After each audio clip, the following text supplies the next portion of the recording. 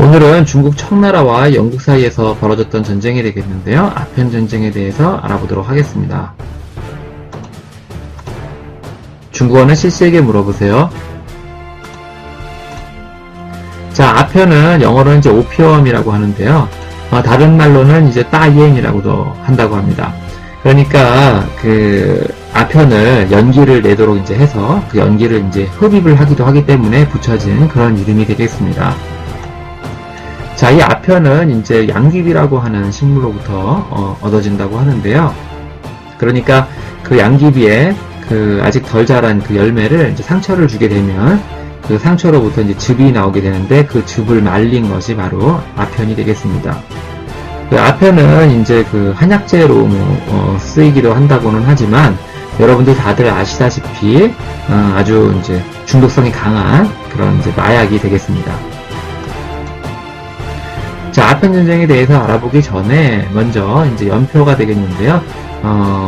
청나라의 여러 황제들과 영국의 여러 왕들을 연표선에 함께 표시를 좀 해보았습니다. 그래서 제일 먼저 청나라 6번째 황제인 걸륭제가 되겠고요. 그 뒤를 이어서 이제 7번째 가경제, 그 다음에 8번째 도광제, 9번째 한풍제, 그리고 10번째 동치제까지 이제 연표선에 이제 표시를 해보았고요. 동치제서 때부터는 이제 그 청나라의 실권을 쥐고 있는 사람은 이제 그 서태후, 중국에서는 이제 그 자희태후라고 하죠. 그렇기 때문에 이 자희태후도 연표선에 이제 함께 표시를 해보았습니다. 자, 그럼 지금부터는 이제 영국이 되겠는데요. 그래서 이제 제일 위가 이제 조지 2세가 되겠고요. 조지 2세 뒤를 이어서 조지 3세, 조지 4세, 윌리엄 4세, 그리고 마지막으로 이제 빅토리아 여왕까지 이제 연표선에 이제 표시를 해보았습니다. 자, 그리고 이거는 이제 그 청나라의 그 이제 그 청나라와 영국 사이의 그 아편 전쟁의 직접적인 이제 발단이 되게 되는 사건을 일으키는 그런 인물이 되겠는데요. 임칙서가 되겠습니다. 그래서 중국에서는 이제 존경을 받는 그런 인물이 되겠는데요. 그래서 임칙서 라고 하는 인물에 대해서도 이제 이 연표선에 이제 함께 표시를 해봤습니다. 자, 그러면 지금부터 이제 그 아편 전쟁에 대해서 이제 소개를 하도록 하겠습니다. 먼저 이제 지도를 좀 보시겠는데요. 명나라 때와 마찬가지로 이제 청나라 시절에도 이제 그 조공 무역을 제외를 하고는 외국과의 무역을 이제 금지를 했었는데요. 이제 그랬던 것이 이제 네 번째 황제인 이제 강희제 때 1684년에 이제 사고통상, 그러니까 그 전국에 그 네 곳의 그 회관을 두고, 이때 이제 회관이라고 하면은 이제 그 세관의 의미가 되겠는데요. 그래서 이제 이 회관을 통해서 회관의 관할 하에 이제 외국과의 무역을 이제 허용을 하는 그런 정책을 펼치게 됩니다. 그래서 총 네 곳을 이제 두게 되는데, 그 가장 위쪽이 이제 윈타이산에 두었던 이제 강의관이 되겠고요. 그 아래쪽에 이제 닝보의 절해관, 그 아래쪽이 이제 장조의 이제 민회관, 그리고 가장 아래쪽이 광저우의 이제 월회관이 되겠습니다. 그래서 이렇게 총 4곳의 회관을 두어서 이 회관의 이제 관할하에 외국과의 무역을 이제 허용을 했던 것이죠. 이제 그랬던 것이 걸륭제 때인 1757년에 이제 그 기존의 이제 4구 통상에서 이제 1구 통상으로 이제 정책을 이제 바꾸게 됩니다. 이제 그러면서 이제 강회관과 이제 절회관, 이제 민회관은 이제 폐쇄를 하고 가장 남쪽에 이제 그 월회관만 남겨두게 되는 것인데요. 그 이유는 이제 그 당시에 그 해안가를 중심으로 해서 있었던 그 반청의 정서가 이제 그 외국 상인들을 통해서 이제 그 북쪽으로 대륙의 안쪽으로 퍼질 것을 염려했기 때문이라고 이제 합니다.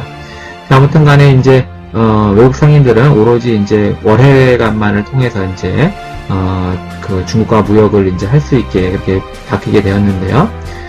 그리고 이제 그렇다고 해서 뭐 그 자유롭게 뭐 중국 상인 사람들과 이렇게 무역을 할 수 있었던 것도 아니고, 그 오로지 이제 그 양행이라고 하는 양항이라고 하는 그 일종의 대리상이 되겠는데요. 이 양항을 통해서만이 이제 그 물품을 거래할 수 있도록 이렇게 제약을 두었다고 합니다. 그리고 이제 이 광조에는 이러한 양항이 총 13곳이 있었기 때문에 이들을 불러서 이제 시사항이라고 이렇게 불렀다고 합니다.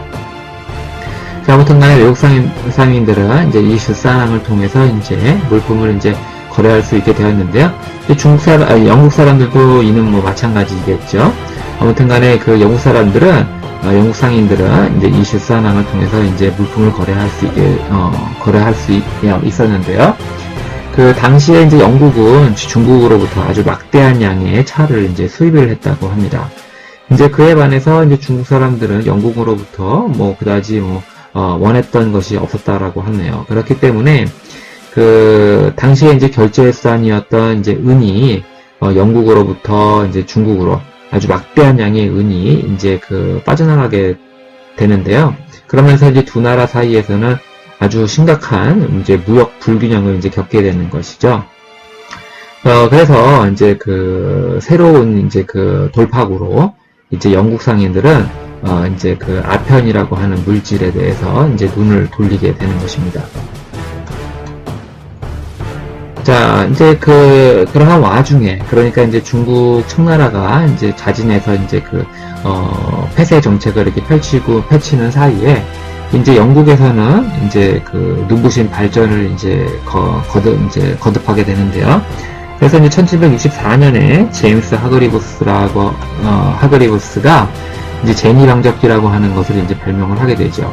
그리고 이제 1769년에는 제임스 와트가 최초로 이제 증기기관에 관한 이제 특허를 이제 받게 됩니다. 그리고 이제 이후에 이제 거듭된 연구를 통해서 자신의 이제 증기기관을 이제 더욱 개량을 하게 되는 것이죠. 그러면서 이제 영국은 이제 산업혁명의 시대로 이제 들어가게 됩니다. 그러면서 이제 생산량이 아주 획기적으로 늘어나게 되는 것이죠.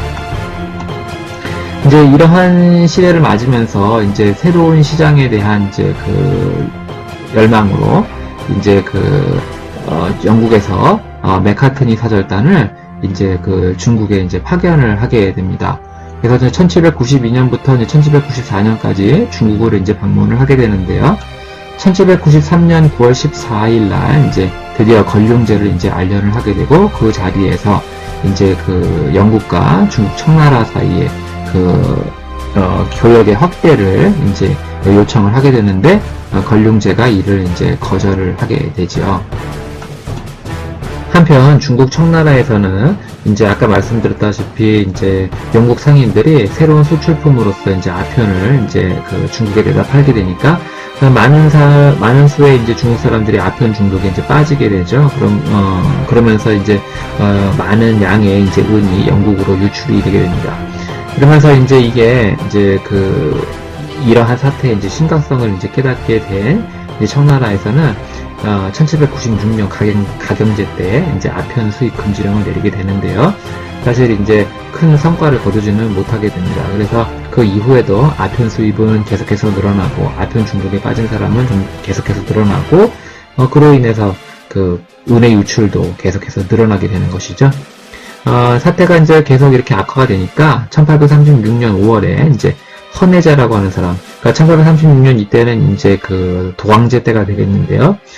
헌혜자라고 하는 사람은 아편 수입을 금지를 할 것이 아니라 차라리 허가를 해서 세수를 늘리자라고 하는 그런 주장을 하는 그런 상황에까지 이르게 됩니다.